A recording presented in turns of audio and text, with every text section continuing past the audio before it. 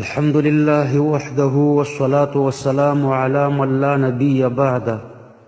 د اهل سنت والجماعت د عقیدې سره تعلق لرونکو محترم ورونو، په مانځه کې په صفونو کې د اوږو لګول سنت دي، د پښو لګول چې دي دا سنت نه دي. او دا مسله به د الله پاک په توفیق باندې په نن درس کې ذکر کو. او همدارنګه به فاصله بین القدمین چې سړی په مانځه کې درېږي نو د دواړو پښو په مابین کې به څومره فاصله راولي، نو دا به هم د رسول الله صلی الله علیه وسلم د احادیثو په رڼا کې او د څلورو واړو امامانو د فقه په رڼا کې د الله پاک په توفیق باندې ذکر کو. اول حدیث عن ابن عمر رضی الله عنه ان رسول الله صلی الله علیه وسلم قال اقیموا الصلاة وحاذوا بین المناکب. ابو داود جل اول صفحه 104. د حضرت عبدالله ابن عمر رضی الله عنهما نه روایت ده چې رسول الله صلی الله علیه وسلم فرمایي چې صفونه برابر کړئ او اوږې سره برابر کړئ. نو د اوږو برابروالی سنت ده. دویم حدیث عن البراء بن عازب رضي الله عنه قال كان رسول الله صلى الله عليه وسلم يتخلل الصف من ناحية إلى ناحية يمسح صدورنا ومناكبنا. ابو داود جل اول صفحه 104. د حضرت براء بن عازب رضی الله عنه نه روایت ده چې رسول الله صلی الله علیه وسلم به په صفونو کې راننوتلو د یو طرف او بل طرف نه، او زمون سینې او اوږې به سره برابرولې. دریم حدیث وعن انس رضی الله عنه قال اقیمت الصلاة فأقبل علينا بوجهه فقال أقيموا صفوفكم وتراصوا فإني أراكم من وراء ظهري.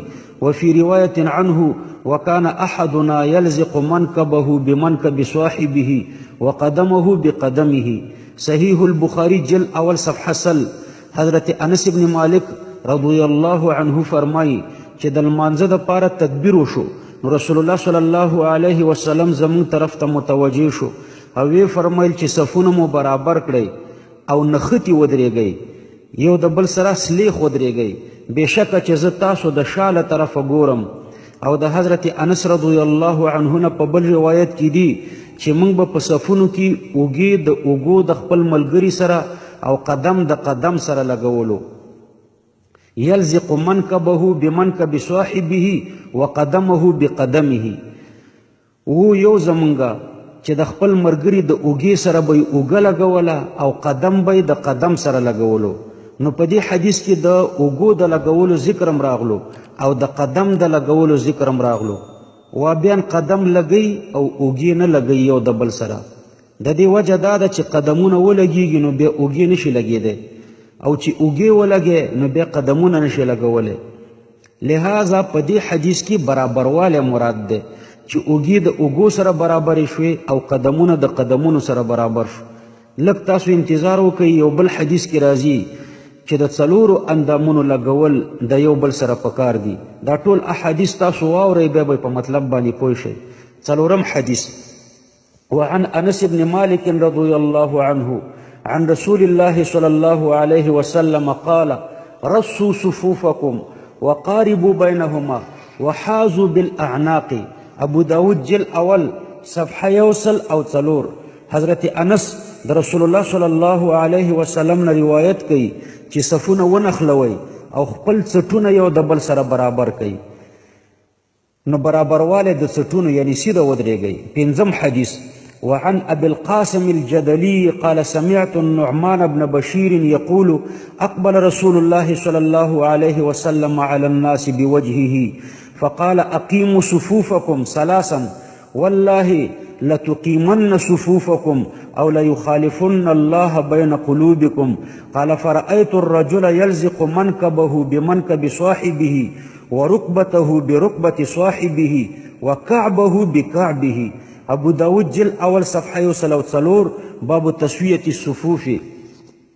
حضرت ابو القاسم الجدلی رحمه الله فرمای چې ما د نعمان ابن بشیر نه واورېدل چې فرمایلی چې رسول الله صلی الله علیه وسلم ته متوجه شو نو درې ځلې وفرمایل چې خپل صفونه برابر کړئ په الله قسم دی چې تاسو به یا صفونه برابروئ او یا به الله پاک ستاسو زړونه مخالف کړي. حضرت نعمان ابن بشیر فرمایي چې د دې نه وروسته ما ولیدل چې خلکو به اوږه د خپل ملګري له اوږې سره لګوله او د خپل زنګون به د خپل ملګري د زنګون سره لګولو او خپل خنګری به د خپل ملګري د خنګري سره لګولو. ګوره په دې حدیث کې د دریو شیانو د لګولو ذکر راغلو، د اوږو لګول، د زنګون لګول او د کعب د خنګري لګول. نو اوس دا درې واړه د سړی په مشاهده باندې وښیي چې دا درې واړه څنګه لګیږي. اوږه دې د خپل ملګري د اوږې سره ولګئ، زنګون دې د ملګري د زنګون سره ولګئ او خنګری دې د ملګري د خنګري سره ولګئ. په دې حدیث کې د خنګري ذکر راغلی دی. وابین خو ګوتې لګئ، صرف دا کچې ګوتې لګئ، نه زنګون لګئ نه اوږې لګئ. نو د دې درې واړو لګول مشکل دي، لہذا د دې نه محاذات او برابروالی مراد دی. شپږم حدیث عن النعمان بن بشیر قال كان رسول الله صلى الله عليه وسلم يسوي صفوفنا فخرج يوما فرأى رجلا خارجا صدره عن القوم فقال لتصون صفوفكم او ليخالفن الله بين وجوهكم. ترمذی جل اول صفحه 350. د حضرت نعمان ابن بشیر رضی الله عنه نه روایت ده چې رسول الله صلی الله علیه وسلم به زمون صفونه برابرول. یو ورځ راووتلو نو یو سړی ولیدلو چې سینه د صف نه وتلې وه. نو رسول الله صلی الله علیه وسلم وفرمیل چې خامخا به تاسو یا صفونه برابروئ او کنه الله به ستاسو په مخونو کې مخالفت واچوي. نو ګوره د اوږو د سینو برابرول راغله په دې حدیث کې. وم حديث وعن مالك بن أبي عامر الأنصاري أن عثمان بن عفان كان يقول في خطبته إذا قامت الصلاة فاعدلوا الصفوف وحازوا بالمناكب. موطأ امام محمد صفحاتات.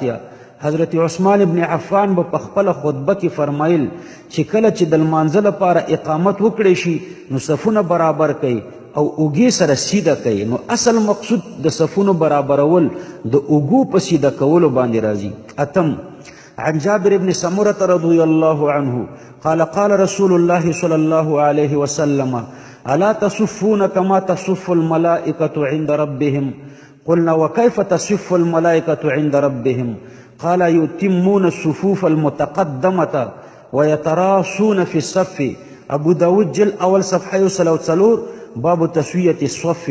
رسول الله صلی الله علیه وسلم ته فرمایل چې آیا تاسو د ملائکو په شان صفونه نه جوړوي؟ موږ عرض وکړو چې یا رسول الله ملائکه څنګه صفونه جوړوي؟ نبی کریم صلی الله علیه وسلم فرمایل چې مخکینی صفونه ډکوي او په صفونو کې یو د بل سره نختی ودرېږي. نو په حدیثو کې درې قسمه الفاظ استعمال شول.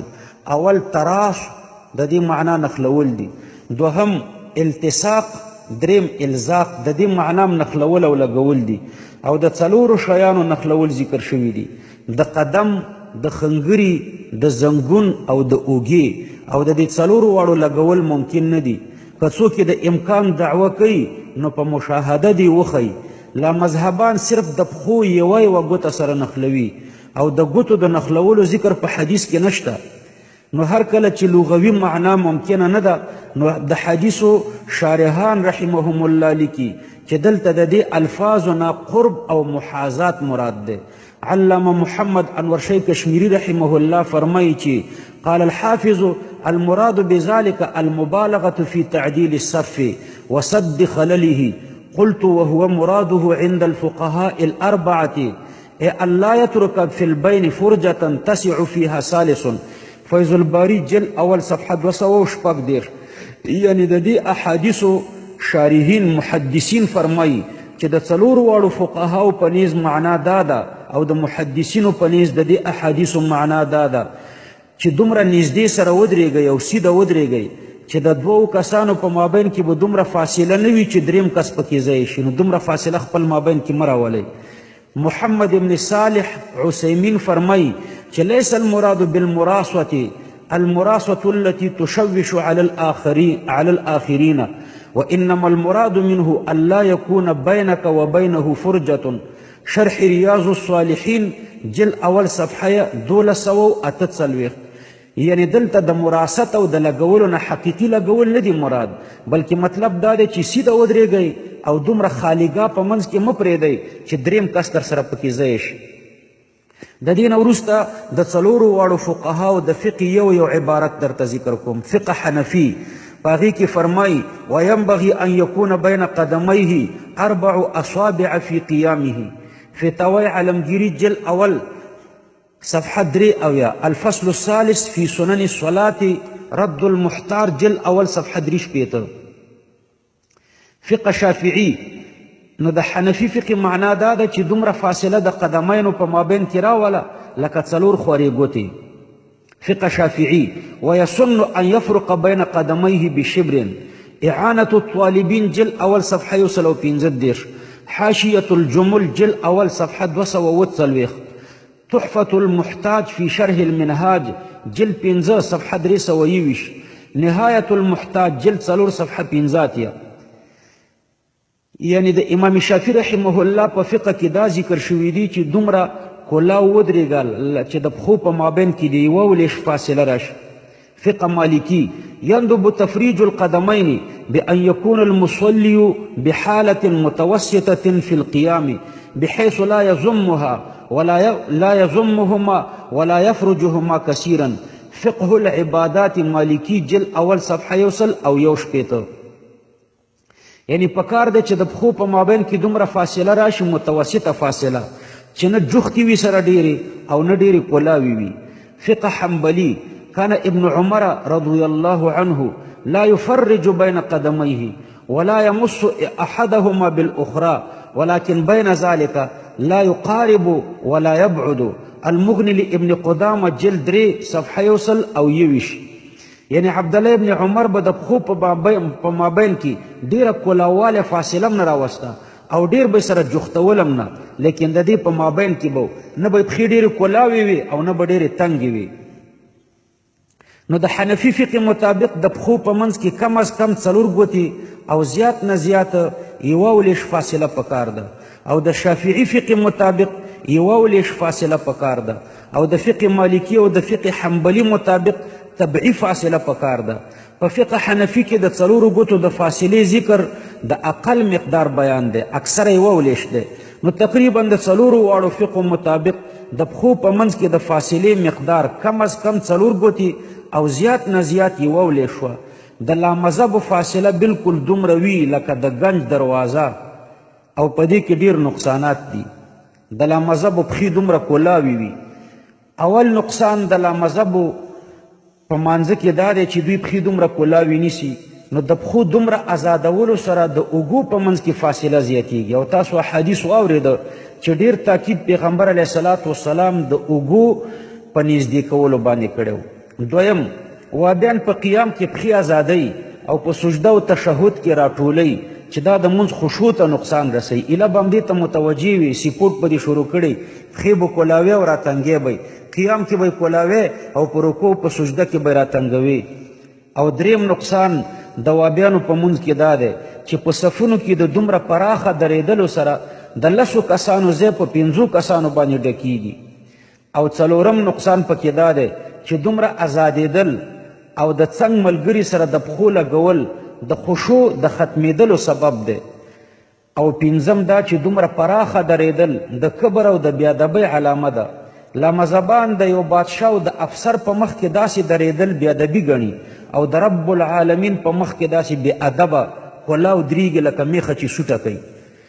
شپږم نقصان پکې دا دی چې په دومره پراخه درېدلو باندې خپله د لامذهبانو بعضې مشرانو مرد کړی دی. مولوي عبدالله روپړي دا د غیر مقلدینو مشر دی، هغه لیکي چې پښې ډېرې پراخه ږدئ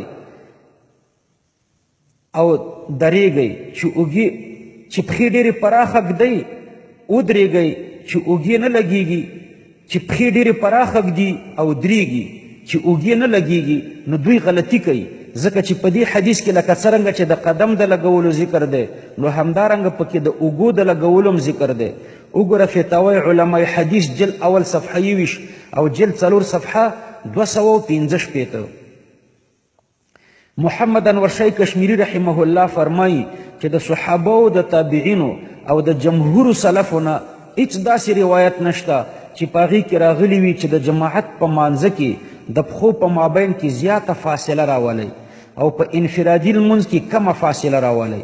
د فاصلې په اعتبار د جماعت د منځ او د انفرادي منځ په مابین کې فرق دا د لامذهبو ایجاد دی. لامذهبه به تاسو ګورئ چې یوازې ولاړي نو پښې دومره کولاوې نه وي او چې په جماعت کې ولاړي نو بیا دومره کولاو درېږي لکه د ګنج دروازه. فیض الباری جلد 2 صفحه 219.